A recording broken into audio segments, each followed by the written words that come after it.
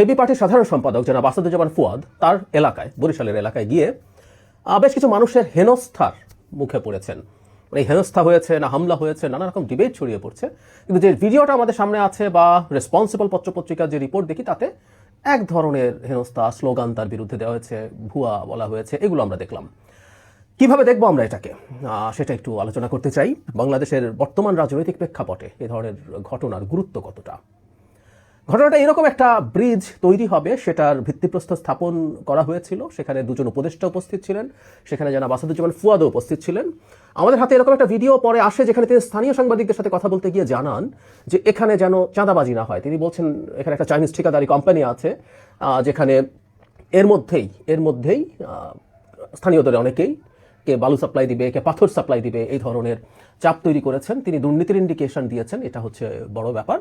এবং ওখান থেকে উত্তেজনা তৈরি হয়, এবং এই যে তার পেছনে এই ধরনের মিছিল করেছে এবং তাকে চাপ তৈরি করার চেষ্টা হয়েছে, সেখানে খুব ক্লিয়ারলি এটা বোঝা যায় যে ওখানে বিএনপি বা ছাত্র দলের লোকজনও ছিল। এই ধরনের একটা পরিস্থিতি আছে। একটা পর্যায়ে যেন ফুয়াদকে তার নেতাকর্মীরা সরিয়ে নিয়ে চলে যান। ওখানে আশপাশে পুলিশও দেখা যায়, কিন্তু খুব টাফ বা খারাপ কিছু হয়নি যেটার জন্য পুলিশকে ওরকম অ্যাকশন নিতে হবে বলে আমি ধারণা করি। কারণ যেন ফুয়াদের উপরে কোনো শারীরিক হামলার মতো পরিস্থিতি ছিল বলে আমি অন্তত ভিডিওতে দেখিনি। এখন যা হয়েছে সেটাও কেন হয়েছে, ঠিক হয়েছে কিনা, প্রশ্ন হচ্ছে ঠিক হয়েছে কিনা। এটা জবাব আমরা সবাই জানি, এটা ঠিক হয়নি, কোনো সন্দেহ নেই। আমরা বর্তমান বাংলাদেশে একটা গণতান্ত্রিক বাংলাদেশ চাই, যেখানে একজন মানুষ তার মত প্রকাশ করতে পারবেন। এবং যেন ফুয়াদ নন স্পেসিফিক কথা বলেছেন, তিনি কোনো রাজনৈতিক দলকে স্পষ্টভাবে ক্লিয়ারলি দায়ী করে কথা অন্তত সেদিন বলেননি। এর আগে বলেছেন কিনা এলাকায় আমি জানি না, টকশোতে কখনো কখনো তিনি বলেন, তাও খুব একেবারে কোনো দলের নাম উল্লেখ করে বলেছেন তা না। তার সাথে অনেক টকশোতে আমি ছিলাম। হ্যাঁ, তার বলার ঢঙের মধ্যে এক ধরনের অ্যাগ্রেশন আছে, এক ধরনের টাফনেস আছে। বডি ল্যাঙ্গুয়েজে, ভয়েসের ইনফ্লেকশনে উনি খুবই টাফ ধরনের অ্যাটিটিউডেই কথা বলেন। এটা ওনার স্টাইল। এবং আমি একদিন ওনার সামনাসামনি বলেছিলাম যে বর্তমান পৃথিবীতে যে ধরনের টাফ মানুষদের রাজনীতির কথা বলা হচ্ছে, রাইটিস্ট পপুলিস্ট যেসব পলিটিক্যাল লিডার্স আছেন, যেন ফুয়াদের বলার ঢঙে সেটার সাথে মিল আছে। এবং বাংলাদেশের প্রেক্ষাপটে এগুলোর ভালো ট্র্যাকশন আছে। যেন ফুয়াদ খুব অল্প সময়ের মধ্যে মানুষের মধ্যে এই ব্যাপারে জায়গা করতে পেরেছেন। যৌক্তিক কথা বলেন, পড়াশোনা করেন, সব কিছু মিলে। কিন্তু যে বললাম, উনি খুব সরাসরি খুব কঠোর ভাষায় কথা বলেন, হয়তো এটা অনেকে খুব সংক্ষুব্ধ করেছে। কিন্তু প্রশ্নটা অন্য জায়গায়। উনি যেহেতু বিএনপির নামে খুব স্পষ্টভাবে কথা বলেননি, সেখানে বিএনপির মানুষজন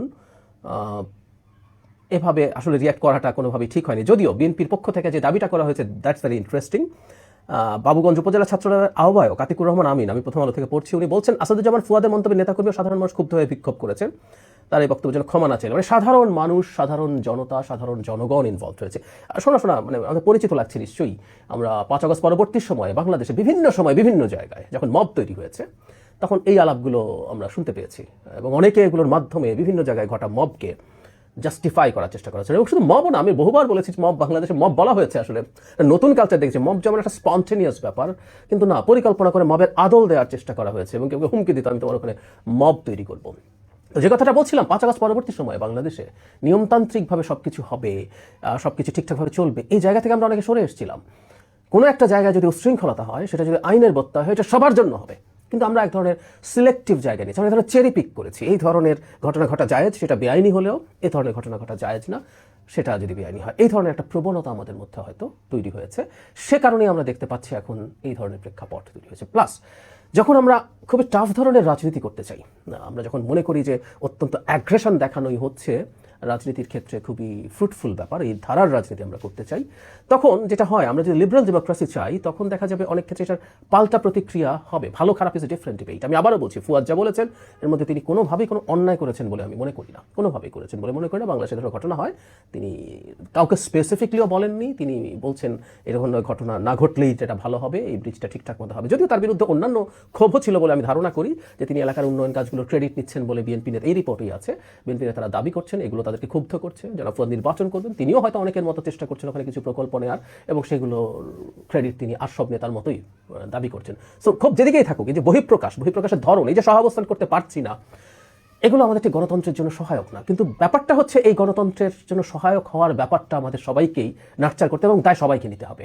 আমরা রাজনৈতিকভাবেও কী ধরনের বাক্যের, কী ধরনের শব্দের, কী ধরনের শক্তিশালী বা কতটা ইন্টেন্সিটির আমরা রেটরিক ব্যবহার করব, সেটা কিভাবে আমাদের স্বার্থকে রক্ষা করবে, সেটা স্বার্থ রক্ষা করলে এটার পাল্টা কেমন হতে পারে, এই ব্যাপারগুলো সম্ভবত আমাদের মাথায় এখন থেকে রাখতে হবে। আমি প্রায় বলি কথাটা, বাংলাদেশে না, বাংলাদেশে একটা ডিফারেন্ট ডাইমেনশন আছে, কিন্তু গ্লোবালি আসলে ট্রেন্ড হচ্ছে এখন এই ধরনের কঠোর টাফ মানুষ, কঠোর মানুষ, শক্তিশালী মানুষের রাজনীতির, রাইটিস্ট মানুষের রাজনীতির এক ধরনের জোয়ার তৈরি হচ্ছে। তারা কথাবার্তাও খুব টাফ ভাষায় বলেন। এখন সেটা যদি হয়, এটার প্রতিক্রিয়াতেও ভিন্ন পরিস্থিতি তৈরি হতে পারে। আমি কিছুদিন আগে জনাব তারেক রহমানের বিবিসি বাংলার ভাষা নিয়ে এই প্রশ্নটা তুলেছিলাম।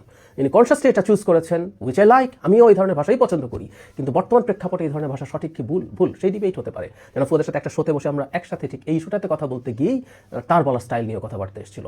সো যাই হোক, বাংলাদেশের ভবিষ্যৎ বাংলাদেশে আমরা যদি মনে করি শুধু রেটরিকই খুব টাফ হবে, বাকি সবকিছু আমাদের খুব সহাবস্থানের হবে, না। রাইটিস্ট পলিটিক্সের যদি আমরা এই ধরনের টাফ জায়গাগুলোতে আমাদের ভাষার ব্যবহারে চলে যাই, আমরা আসলে একটা উদার গণতান্ত্রিক ব্যবস্থা তৈরি করা আমাদের জন্য কঠিন হবে।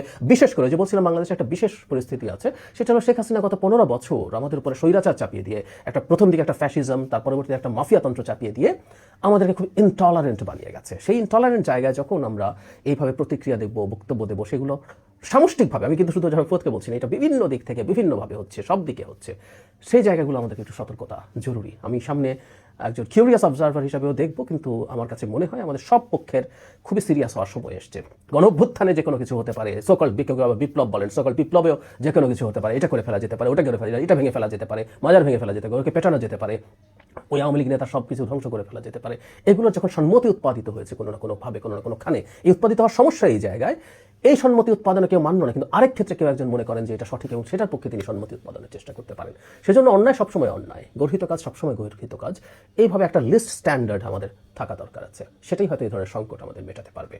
আমি আবারও বলি, জনাব ফুয়াদের উপরে যে ধরনের আচরণ হয়েছে, উনি শারীরিকভাবে আহত হননি, আক্রান্ত হননি, এটা খুবই বড় ব্যাপার, কিন্তু যা হয়েছে সেটাও ঠিক হয়নি। আমরা আশা করি ভবিষ্যৎ বাংলাদেশে সত্যিকার গণতান্ত্রিক